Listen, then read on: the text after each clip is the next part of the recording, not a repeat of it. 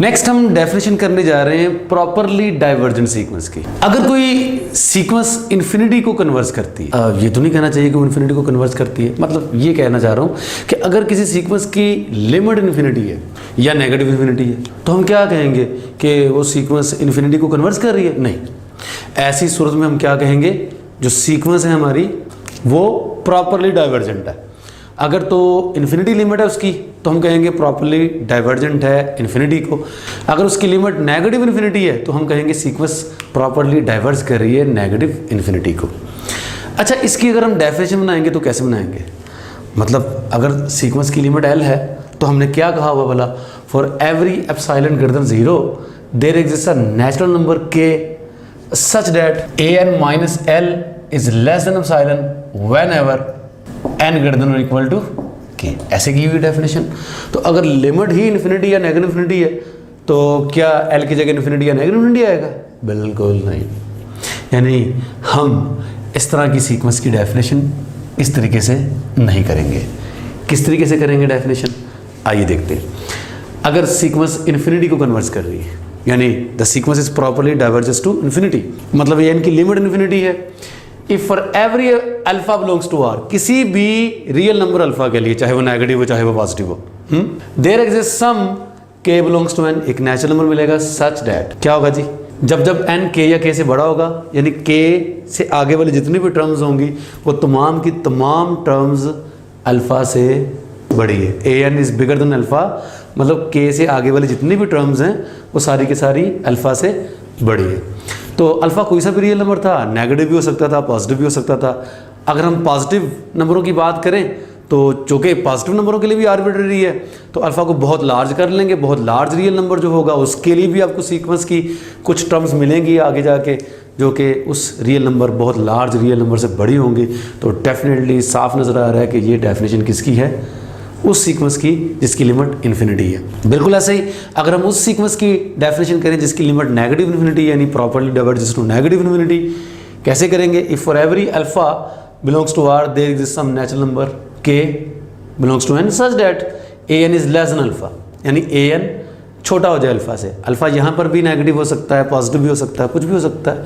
किसी भी real number के लिए बात करें तो नेगेटिव भी हो सकते हैं चूँकि, तो अगर हम बहुत ही स्मॉल नेगेटिव नंबर चूज़ कर लें तो आपको सीक्वेंस की बेशुमार टर्म्स ऐसी मिल जाएंगी, ठीक है जी, इनफाइनाइटली मैनी टर्म्स मिल जाएंगी आपको सीक्वेंस की जो कि उस नेगेटिव रियल नंबर से छोटी है। तो साफ नज़र आ रहा है ये जो सीक्वेंस है किसको कन्वर्ट करेगी? नेगेटिव इन्फिनिटी को कन्वर्ट करेगी। ठीक हो गया। तो ये डेफिनेशन थी उन सीक्वेंसेस की जो प्रॉपरली डाइवर्जेस टू इन्फिनिटी और properly diverges to negative infinity. एक चीज़ याद रखिए, अगर आपकी सीक्वेंस अनबाउंडेड है और वो डिक्रीजिंग है तो फिर वो properly diverges to negative infinity है। और इसी तरह अगर आपके पास सीक्वेंस अनबाउंडेड है और वो इंक्रीजिंग है तो फिर वो प्रॉपरली डाइवर्जेस टू इन्फिनिटी है, यानी उसकी लिमिट इन्फिनिटी होगी। तो ये रिजल्ट्स आपके काम आ सकते हैं लेकिन बहुत ही कम चांसेस इनके आपके काम आने के। कुछ इंपॉर्टेंट सीक्वेंसेस की लिमिट्स के बारे में स्टडी करते हैं। n की पावर 1/n, इस सीक्वेंस की लिमिट हमेशा 1 होती है। अगर आप चेक करना चाहें तो बहुत सिंपल काम, कैसे चेक करेंगे अभी देखते हैं जी। आपने लिमिट निकालनी है n approaches to infinity n raise to 1/n। क्या करेंगे? अगर आप देखें तो कौन सी फॉर्म बन रही है? इन्फिनिटी की पावर 0 फॉर्म बन रही है, ठीक है जी, इनडिटरमिनेट फॉर्म बन रही है। तो ऐसे मौके पे आप क्या करें, आपके पास रूल है, जो लिमिट्स का रूल है वही आपने यहाँ लगाना होता है। असल में सीक्वेंस की जो लिमिट्स है वो भी लिमिट्स ही होती हैं। तो क्या करें, टूल ये है कि पावर आप नीचे शिफ्ट कर दें और बेस जो भी उसका नेचुरल लॉग ले लें। पावर नीचे शिफ्ट कर दें और बेस जो भी होगी उसका नेचुरल लॉग ले लें, राइट जी। तो ये आपके पास क्या बन जाएगी? Natural log of n over n। क्या बन जाएगी? Natural log of n over n। Equal का साइन मैं नहीं लगा रहा हूँ क्योंकि बेसिकली ये इसके इक्वल नहीं है। हमने लिमिट सॉल्व करनी है तो उसका तरीकाकार आपको बता रहा हूँ मैं। n approaches to infinity limit निकालनी है, इन्फिनिटी की पावर 0 फॉर्म बन रही है। इन्फिनिटी की पावर 0 फॉर्म के लिए आपने क्या करना होता है? पावर को नीचे ले आना और बेस का लॉग ले लेना है। ये natural log of n over n। अब जहन में ये रखें कि आपने इन्फिनिटी पे ही लिमिट सॉल्व करनी है। तो डेफिनेटली यहाँ पर इन्फिनिटी बाय इन्फिनिटी फॉर्म बन रहेगी। आप यहाँ पे लॉफ्टर रूल लगा सकते हैं। लॉफ्टर रूल के लिए डेरिवेटिव लेना पड़ता है और डेरिवेटिव सीक्वेंसेस के केस में तो होते नहीं है, लेकिन यहाँ पर फॉर्मल डेरिवेटिव की बात चल रही होती है। ठीक है, हम डेरिवेटिव ले सकते हैं, लेकिन कौन से वाले फॉर्मल डेरिवेटिव। आम हालात में हम क्या करते हैं, इन सीक्वेंसेस को फंक्शंस, कंटिन्यूस फंक्शंस की फॉर्म में कन्वर्ट करने के बाद डेरिवेटिव लेते हैं, लेकिन कोई ज़रूरत नहीं है, कोई पाबंदी नहीं है, आप ऐसे भी डेरिवेटिव ले सकते हैं जिनको फॉर्मल डेरिवेटिव कह सकते हैं। तो लॉफ्टर रूल लगाएंगे तो ये 1/n बन जाएगा और नीचे n का डेरिवेटिव क्या आ जाएगा 1, तो ये 1/n बन जाएगा। और 1/n पे as n approaches to infinity limit क्या होती है 0, यानी ये जो सीक्वेंस है कन्वर्ट कर देगी 0 को। अब जो कि हमने लॉग लिया हुआ था ना, ठीक है जी, लॉग लेंगे तो पावर शुरू में आएगी ना, लॉग लेंगे तो पावर शुरू में आएगी और बेस का नेचुरल लॉग बन जाएगा आगे। तो नेचुरल लॉग की बेस ई होती है, तो एंड में याद रखिएगा अगर आपका कोई आंसर आ जाएगा तो उसको ई की पावर में कन्वर्ट करना जरूरी है। ई की पावर 0 यानी 1 आपका आंसर है। तो ये जो सीक्वेंस है आसानी से देखी जा सकती है, किसको कन्वर्ट कर रही है 1 को कन्वर्ट कर रही है। मैं दोबारा बता दूं, जब भी इस टाइप की आपके पास इनडिटरमिनेट फॉर्म बनेगी, इन्फिनिटी रेज टू 0, ठीक है जी, 1 raise to infinity, 0 raise to 0, इस टाइप की आपके पास फॉर्म बनेगी, आप क्या कर सकते हैं, लॉग ले सकते हैं। लॉग कैसे लेंगे, लॉग ले लेंगे तो पावर शुरू में आ जाएगी, ठीक है जी।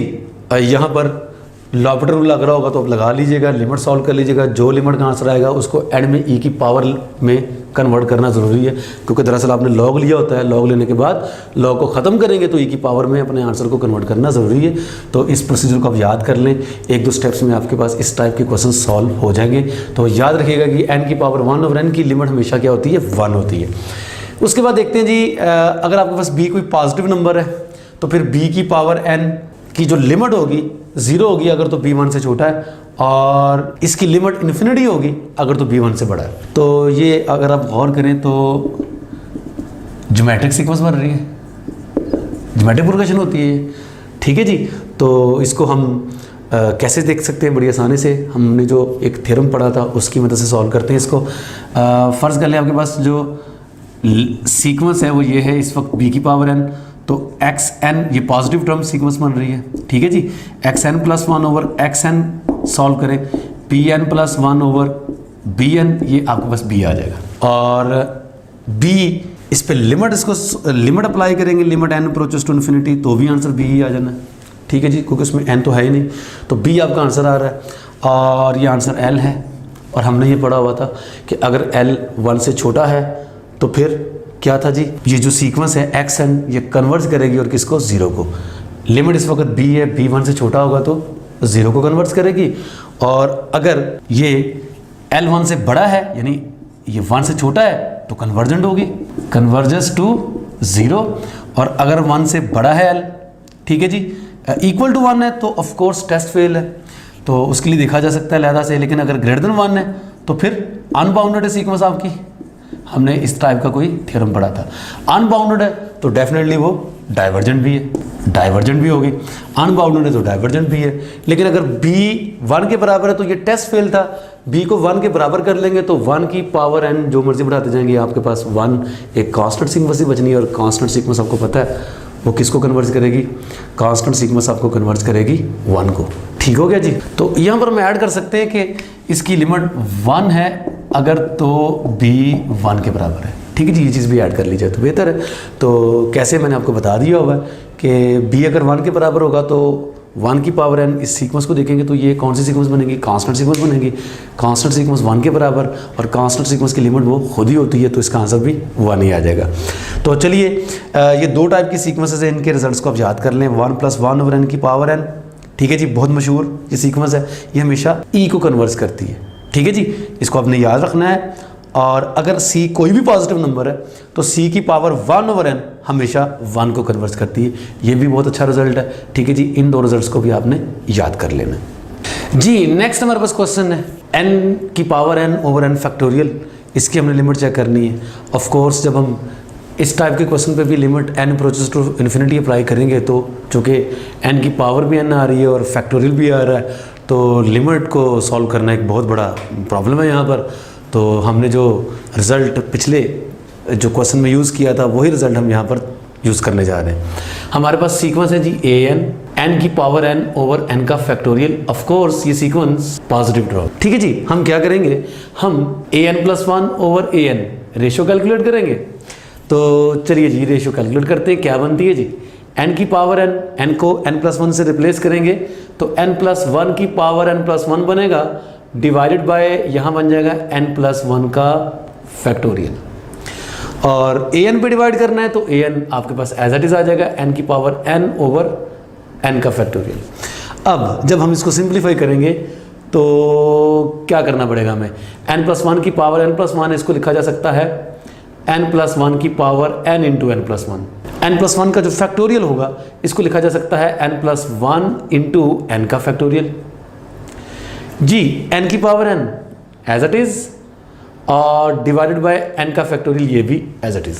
तो n का फैक्टोरियल n के फैक्टोरियल से जाएगा कटा, बाकी n+1 भी कैंसिल आउट हो जाएगा यहाँ से। देखिए नेक्स्ट क्या बचेगा कि आपके पास n+1 की पावर n ऊपर और नीचे n की पावर n। ठीक हो गया जी। अब क्या करना पड़ेगा जी, अब आप इसको लिखेंगे n+1 ओवर n की होल पावर n, और n को n पे डिवाइड करके 1 और 1 over n as it is 1 over n की पावर n। क्या ख्याल है जी इस सीक्वेंस के बारे में? आपको याद करवा दिया गया है कि ये सीक्वेंस कन्वर्ट करती है किसको, e को। और पिछला रिजल्ट यूज़ करेंगे, e इसकी लिमिट है यानी इस रेशियो की लिमिट है, और इस रेशियो की लिमिट l है जो कि इस वक्त 1 से बड़ी है। तो क्या होता है जनाब, अगर रेशियो की लिमिट 1 से बड़ी हो तो क्या होता है, आपके पास जो सीक्वेंस an होती है ये क्या होती है, अनबाउंडेड। तो पिछले ही रिजल्ट का इस्तेमाल करके हम कह सकते हैं कि ये जो सीक्वेंस है an, दिस इज़ अनबाउंडेड। और जाहिर है अगर आपके पास ये सीक्वेंस अनबाउंडेड है तो फिर ये डाइवर्जेंट है, कन्वर्जेंट नहीं है। क्या होगी जी, this sequence is divergent. Next देखते हैं जी, 5 की पावर n प्लस 3 की पावर n की होल पावर 1 ओवर n। अच्छा चलिए, इस टाइप की सीक्वेंस आपके पास आ जाए तो आपने क्या करना है, इसको जर्नल करके लिखते हैं। यहाँ पर हमारे पास क्या है जी, ये सीक्वेंस है इस टाइप की, a की पावर n प्लस b की पावर n की होल पावर 1 ओवर n, और जहाँ पर ये a और b ये दोनों 0 से बड़े हैं। a और b दोनों 0 से बड़े हैं लेकिन b a से बड़ा है। ठीक है जी, फ़र्ज़ कर ले b a से बड़ा है, उसके लिए हम ये रिज़ल्ट बनाने जा रहे हैं। तो अगर आपने लिमिट कैलकुलेट करनी है n अप्रोचेस टू इन्फिनिटी, तो a की पावर n प्लस b की पावर n, यहाँ पर इन्फिनिटी बनेगा 1 over n power this will goes to 0। तो इन्फिनिटी की पावर 0 फॉर्म बन रही है, और ऐसे मौके पे मैंने बताया आपने क्या करना है, भला पावर शुरू में ले आनी है, बेस का लॉग ले लेंगे, लॉग ऑफ a की पावर n प्लस b की पावर n, राइट जी। तो क्या करेंगे जी, लिमिट जब कैलकुलेट करेंगे यहाँ पर तो इन्फिनिटी ओवर इन्फिनिटी फॉर्म बनेगी, और यहाँ पर आप लगा लें लॉपिटल रूल। लॉपिटल रूल लगाएंगे तो क्या आएगा जनाब, आप इसको लिख लेंगे natural log of a raise to n plus b raise to n divided by n। ठीक हो गया, और इन्फिनिटी बाय इन्फिनिटी फॉर्म बनेगी, तो यहाँ पर लगेगा यकीनन लॉपिटल रूल, क्योंकि अब limit n approaches to infinity calculate करना है। लगाइए जी लॉपिटल रूल, क्या बनेगा जी, 1 over a raise to n plus b raise to n, जिसका लॉग लेना है उसका रेसिप्रोकल, उसी का डेरिवेटिव। तो जब आप इसका डेरिवेटिव लेंगे तो क्या बनेगा, यहाँ पर जो कि a की पावर n एक्सपोनेंशियल फंक्शन है, a की पावर n बेस का नेचुरल लॉग, ठीक है जी, पूरा function as it is base का नेचुरल लॉग, और यहाँ पर भी पूरा फंक्शन एज इट इज, और बेस का नेचुरल लॉग यहाँ पर b है। ठीक है जी, ऑफ कोर्स हम नेचुरल लॉग ले सकते हैं क्योंकि a और b दोनों हमने 0 से बड़े कहा हुआ है। तो डिवाइडेड बाय n है, n का जो डेरिवेटिव है वो 1 होता है। ठीक हो गया जी। तो अगर आप इसको देखें ये क्या बन जाएगा, ये बन जाएगा a की power n time natural log of a plus b की power n time natural log of b divided by a की पावर n प्लस b की पावर n, ये नीचे आ जाएगा। अब क्या करेंगे भाई, जो बड़ा नंबर था b, ठीक है जी, b की पावर n आप कॉमन ले लें, ऊपर से भी कॉमन लेंगे नीचे से भी कॉमन लेंगे, कैंसिल आउट हो जाएगा, बचेगा क्या आपके पास बचेगा a ओवर b की power n time natural log of a plus यहाँ से क्या बचेगा, just natural log of b, और इस तरह नीचे यहाँ पर a ओवर b की पावर n प्लस यहाँ 1 बच जाएगा। ठीक है जी, लिमिट आपने कैलकुलेट करनी थी जी, n approaches to infinity, a over b, ये क्या बन जाएगा, a b से छोटा है, a b से छोटा है और दोनों 0 से बड़े हैं, तो फिर a ओवर b 0 से बड़ा होगा और 1 से छोटा होगा, और अगर ये 1 से छोटा होगा तो इसकी पावर n, ये जो सीक्वेंस है ये 0 को कन्वर्ट कर जाती है। ठीक है जी, ये आपको रूल बता दिया गया, तो ये 0 को कन्वर्ट कर जाएगी, क्या बचेगा आपके पास, n approaches to infinity apply करेंगे तो 0 plus natural log of b over 0 plus 1, ये बन जाएगा नेचुरल लॉग ऑफ b। और अब आप याद कर लें कि ये जो रूल आपको बता दिया गया है, पावर नीचे ला के बेस का नेचुरल लॉग लेने वाला, इसके लिए मैंने बताया था जो आंसर आना एंड पे आपने उसको e की पावर में भी लिखना है। तो नेचुरल लॉग ऑफ v आपके पास आंसर आया है, इसको आपने e की पावर में लिख देंगे तो e नेचुरल लॉग से कैंसिल, b बच जाएगा। ये आपने याद कर लेना है कि जब भी इस टाइप की आपके पास सीक्वेंस आएगी, किस टाइप की, इस टाइप की, a की पावर n प्लस b की पावर n की पावर 1 ओवर n, तो a और b दोनों 0 से बड़े होने चाहिए और इन दोनों में से जो बड़ा होगा, ठीक है जी, एक बड़ा होगा एक छोटा होगा, तो जो बड़े वाला नंबर होगा वही आपकी लिमिट का आंसर होगा। तो यहाँ पर आप ये रिजल्ट डायरेक्ट अप्लाई कर सकते हैं। आप देख सकते हैं यहाँ पर 3 और 5 दोनों नंबर 0 से बड़े हैं, 5 3 से बड़ा है, तो लिमिट का जो आंसर आएगा वो 5 आएगा। ठीक है जी, ये आप रूल याद कर लेंगे तो इस टाइप की जो सीक्वेंसेस उनकी लिमिट आप एक ही सेकंड में बता सकते हैं। तो चलिए जी, नेक्स्ट आपके पास इस टाइप की सीक्वेंस अगर आ जाए तो क्या करना है, जब आप लिमिट अप्लाई करेंगे n approaches to infinity square root of n into square root of n plus 1 minus square root of n, तो आप देख सकते हैं इन्फिनिटी माइनस इन्फिनिटी फॉर्म बनेगी। और जब भी इन्फिनिटी माइनस इन्फिनिटी फॉर्म बनेगी आपने क्या करना है, लिमिट अप्लाई करने से पहले क्या करना पड़ेगा, रैशनलाइज करना पड़ेगा। रैशनलाइज कर दीजिएगा, ये बात याद रख लीजिएगा, जब भी इन्फिनिटी माइनस इन्फिनिटी फॉर्म बने किसी सीक्वेंस की लिमिट चेक करने के लिए तो आपने रैशनलाइज कर देना है। तो यहाँ पर चलें रैशनलाइज करते हैं।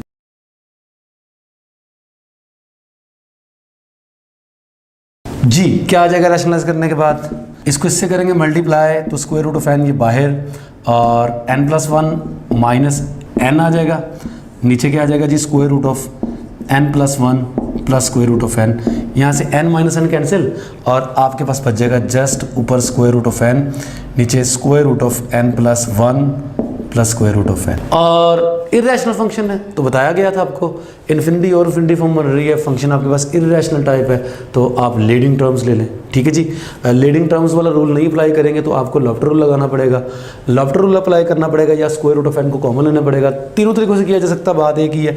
लीडिंग टर्म्स ले लें जी, ऊपर आपके पास स्क्वायर रूट ऑफ n आएगा, नीचे क्या बनेगा जी square root of n plus यहाँ से भी स्क्वायर रूट ऑफ n 1। ठीक है, इसकी डिग्री कम थी आपने वो छोड़ दी, तो क्या बन जाएगा जी ऊपर स्क्वायर रूट ऑफ n, नीचे 2 times square root of n, ये कैंसिल आउट हो जाएगा तो 1/2 आपके पास बच जाएगा। ठीक है जी, और यही आपके पास सीक्वेंस की लिमिट होगी। तो ये सीक्वेंस आपकी 1/2 को कन्वर्ट कर रही है। दो बहुत इंपॉर्टेंट रिजल्ट्स हैं सीक्वेंसेस के बारे में। क्या है जी, a bounded monotonic increasing sequence converges to its supremum और the bounded monotonically decreasing sequence converges to its infimum. हमने बाउंडेड सीक्वेंस की डेफिनेशन भी पढ़ ली, हमने इंक्रीजिंग और डिक्रीजिंग सीक्वेंसेस की डेफिनेशंस भी पढ़ ली। अगर वो सीक्वेंस बाउंडेड है और मोनोटोनिकली इंक्रीजिंग है तो वो अपने सुप्रीमम को कन्वर्ट करेगी। अगर कोई सीक्वेंस बाउंडेड है और वो मोनोटोनिकली डिक्रीजिंग है तो वो अपने इन्फिमम को कन्वर्ट करेगी। तो सबसे पहले हमारे पास एक एग्जांपल है, यहाँ पर सीक्वेंस एक a1 फर्स्ट टर्म हमें गिवन है स्क्वायर रूट ऑफ 2 और बाकी जो टर्म्स हम यहाँ से कैलकुलेट कर सकते हैं n greater than equal to 1, मतलब n की जगह 1 पुट करेंगे तो a2 निकल आएगा, वहाँ पर हमें a1 की वैल्यू पुट करनी पड़ेगी। n की जगह 2 पुट करेंगे तो a3 निकल आएगा और वहाँ पर हमें a2 की वैल्यू पुट करनी पड़ेगी। ठीक है जी, तो कैसे हम साबित करेंगे कि सीक्वेंस की लिमिट क्या है, लिमिट निकलती भी है कि नहीं निकलती, ये सारा कुछ। तो आइए देखते हैं। सबसे पहले हम साबित करने की कोशिश करते हैं कि ये जो सीक्वेंस है ये बाउंडेड है। तो उसके लिए देखें, आपके पास a1 square root of 2, a2 n की जगह 2 पुट करके यहाँ से फाइंड करेंगे, a2 क्या बन जाएगा 2 प्लस a1 और ये a1 क्या है स्क्वायर रूट ऑफ 2। अब आप गौर कीजिए कि स्क्वायर रूट ऑफ 2 जो कि 2 से छोटा है तो इन दोनों का सम 4 से छोटा होगा, लिहाजा 4 का स्क्वायर रूट अगेन 2 से छोटा होगा। चलिए जी, ये जो नंबर है ये 2 से छोटा है। a3 ये फाइंड करने के लिए क्या बनेगा जी 2 प्लस a2 बनेगा, n की जगह 2 पुट करेंगे, यहाँ 3 यहाँ पे 2, तो a2 को चेक करें, a2 क्या बनेगा यहाँ पर देखें, ये बन जाएगा जी 2 प्लस a2 और a2 हमने यहाँ से फाइंड कर लिया, that is square root of 2 plus square root of 2। आपने भी गौर किया कि हम ये देख चुके हैं कि 2 प्लस स्क्वायर रूट ऑफ 2 की जो ये जो स्क्वायर रूट है ये 2 से छोटा है, तो अभी भी यहाँ पर देखें ये 2 से छोटा नंबर है। तो 2 से छोटे नंबर को 2 में ऐड करेंगे, जब आप 4 से छोटा 4 का स्क्वायर रूट लेंगे, आई मीन टू से 4 से छोटे नंबर का स्क्वायर रूट लेंगे तो आंसर अगेन 2 से छोटा। तो आप ऐसे ही इंडक्टिवली ये कह सकते हैं कि जितनी भी सीक्वेंसेस की टर्म्स हैं an ये लेस देन 2 हैं for all n belongs to n, ये बात कही जा सकती है कि सीक्वेंस की जितनी भी टर्म्स हैं वो सारे की सारी 2 से छोटी हैं, यानी ये सीक्वेंस हमारे पास क्या होगी, बाउंडेड होगी। अच्छा जी, हम with the help of mathematical reduction ये बात साबित भी कर सकते हैं कि ये जो सीक्वेंस है 2 से इसकी सारी टर्म्स लेस ही हैं, ठीक है, बाकायदा मैथमेटिकल रिडक्शन लगाकर। लेकिन फिलहाल हम मैथमेटिकल रिडक्शन नहीं लगा रहे, हमें अंदाजा हो ही रहा है, ठीक है जी। मैथमेटिकल रिडक्शन लगाकर इसको प्रॉपर्ली हम प्रूव भी कर सकते हैं। तो फिलहाल ये सीक्वेंस आपकी बाउंडेड होगी। अब हम देखते हैं कि ये सीक्वेंस मोनोटोनिकली इंक्रीजिंग या डिक्रीजिंग इनमें से कोई है या नहीं। अच्छा, अगर ये अनबाउंडेड होती तो कंफर्म था कि हमारी सीक्वेंस क्या थी, डाइवर्जेंट होगी, ठीक है जी। बाउंडेड है तो खाली बाउंडेड होने से सीक्वेंस ने कन्वर्जेंट नहीं हो जाना, ठीक है। बाउंडेड है और वो इंक्रीजिंग है तो वो अपने सुप्रीमो को कन्वर्ट करेगी, बाउंडेड है डिक्रीजिंग है तो इन्फिमम को कन्वर्ट करेगी। तो ये जानने के लिए ये सीक्वेंस मोनोटोनिकली इंक्रीजिंग या डिक्रीजिंग है कि नहीं, हम क्या करते हैं, हम an+1 का स्क्वायर माइनस an का स्क्वायर इस चीज को कंसीडर करते हैं। तो an+1 का स्क्वायर यहाँ से कैलकुलेट किया जा सकता है, क्या आएगा जी, 2 + an, 2 + an नेगेटिव ये an का स्क्वायर एज इट इज। तो ये 2 + an माइनस an का स्क्वायर बन रहा है। क्या इसके फैक्टर बनते हैं, चेक करते हैं जी। इसके फैक्टर क्या बनेंगे, 2 + 2an माइनस an का स्क्वायर, 2an माइनस an होता है, यहाँ पर हमें एग्जैक्टली an ही चाहिए। इन दोनों को मल्टीप्लाई करेंगे तो -2an का स्क्वायर, और यहाँ पर एग्जैक्टली हमें इन दोनों का प्रोडक्ट -2an का स्क्वायर ही चाहिए।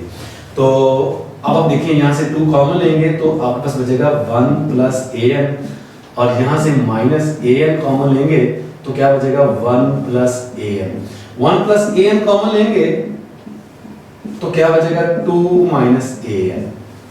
और हम ये बात साबित कर चुके होंगे कि सीक्वेंस की तमाम टर्म्स लेस देन 2 हैं। इसका मतलब ये है कि सीक्वेंस की तमाम टर्म्स के लिए 2 - an पॉजिटिव होगा, यानी ये जो नंबर है ये पॉजिटिव है, ठीक हो गया। जबकि ये वाला जो नंबर है ये तो ऑलरेडी पॉजिटिव है। अब ये क्यों पॉजिटिव है, आप देख सकते हैं कि सीक्वेंस की जितनी भी टर्म्स यहां से कैलकुलेट होनी है, ठीक है जी। First term square root of 2 positive है, इसमें ये नंबर पुट करेंगे तो 2 + स्क्वायर रूट ऑफ 2 और उसका स्क्वायर रूट पॉजिटिव होगा। तो तमाम टर्म्स इंडक्टिवली साबित की जा सकती हैं कि पॉजिटिव हैं, यानी ये पॉजिटिव टर्म सीक्वेंस है। तो अल्टीमेटली हम कह सकते हैं कि ये बिगर देन 0 है। तो इसका क्या मतलब साबित हो गया कि an+1 का स्क्वायर माइनस an का स्क्वायर पॉजिटिव है, और यहां से कह दिया हमने an+1 का square is greater than an का स्क्वायर।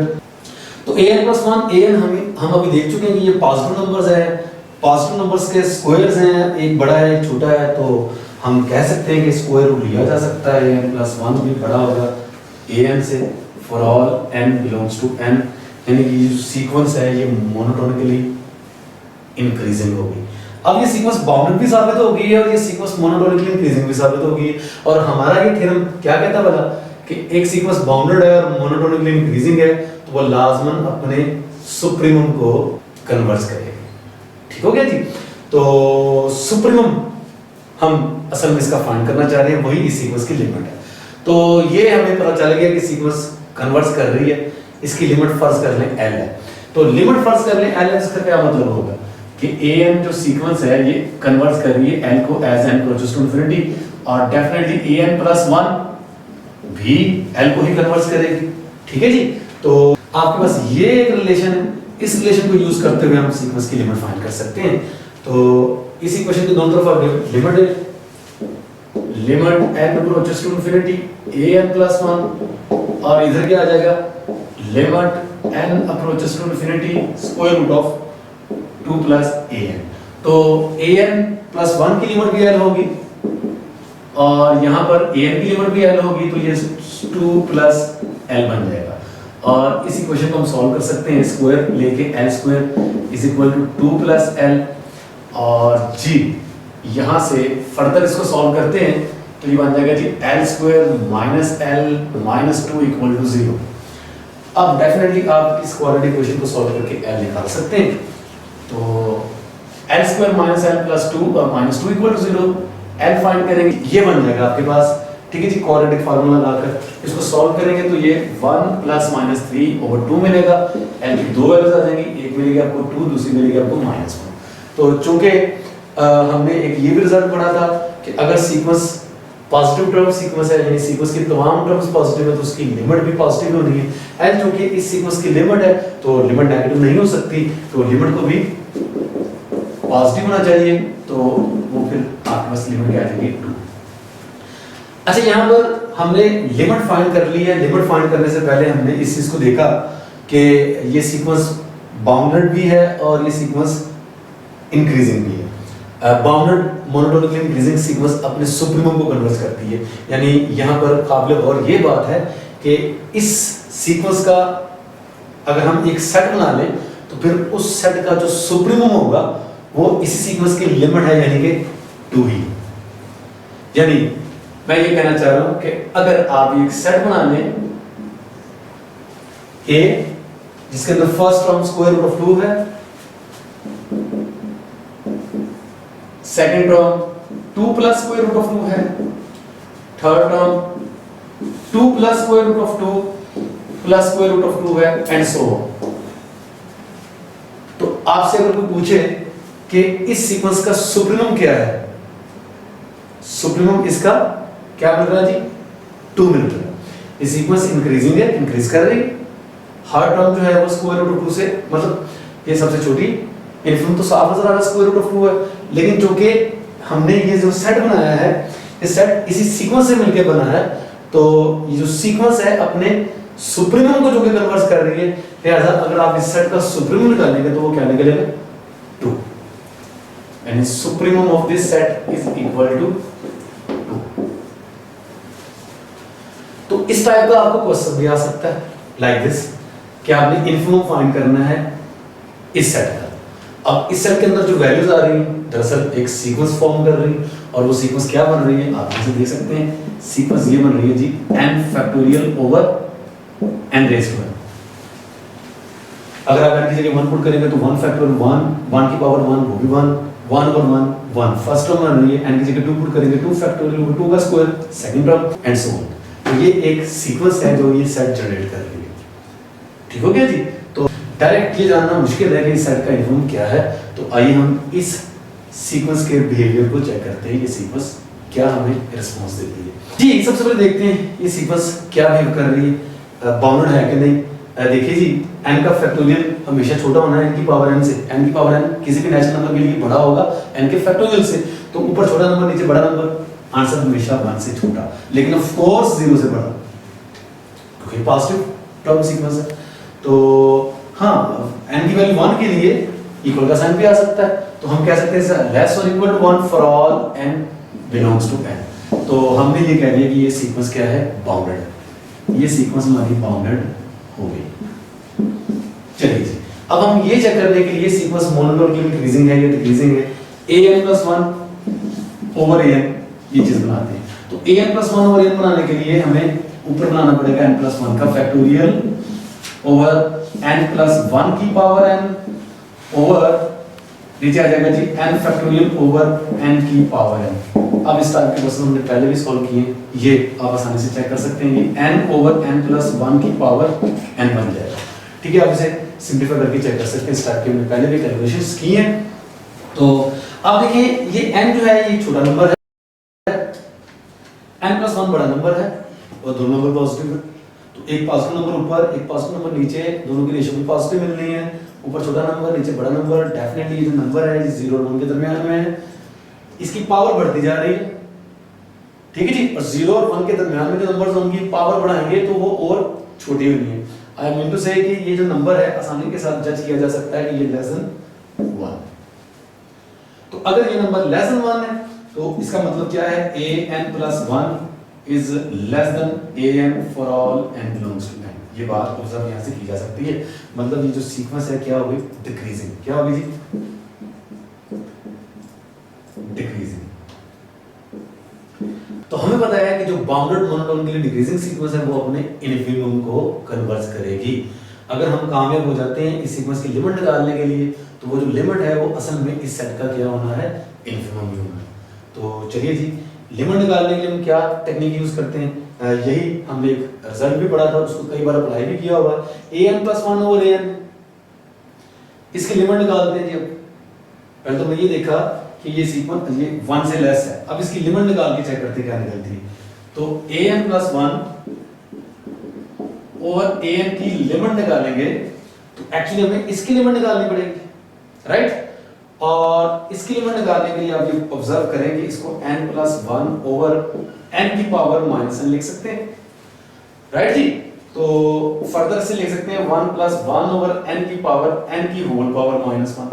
अब इस चीज का हमें पता है कि ये जो सीक्वेंस है ये e को कन्वर्ट करेगा और e की पावर -1 है, लिहाजा ये सीक्वेंस 1/e को कन्वर्ट करेगी और ये लेस देन 1। तो अब हमारा थ्योरम जिसे हमने कई एग्जांपल्स में यूज कर लिया होगा, वो ये कहता है कि अगर an+1/an की लिमिट लेस देन 1 है और an हमारी पॉजिटिव टर्म सीक्वेंस है, तो फिर क्या होगा बता, an सीक्वेंस हमारी कन्वर्जेंट भी है और किसको कन्वर्ट कर रही है, 0 को कन्वर्ट कर रही है, राइट। ये हमने पढ़ा हुआ है, थ्योरम की मदद से कह सकते हैं कि सीक्वेंस 0 को कन्वर्ट कर रही है। तो सीक्वेंस तो 0 को कन्वर्ट कर रही है, ठीक हो गया, लेकिन 0 जो इस सीक्वेंस की लिमिट है वही दरअसल इस सेट का क्या होगा जी, इन्फिनिमम।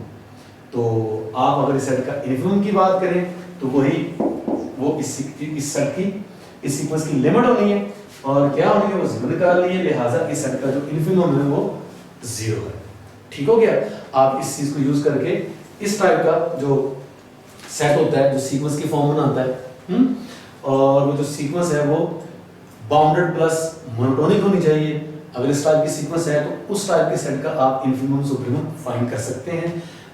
क्लियर, यहाँ पर इन्फिनिमम 0 है और सुप्रीमम की बात करें, सबसे बड़ा सेट का एलिमेंट आपको नजर आ रहा है वो 1 है। 1 इसका जो है वो अपर बाउंड भी है और डेफिनेटली 1 इसका यहाँ पर सुप्रीमम भी है।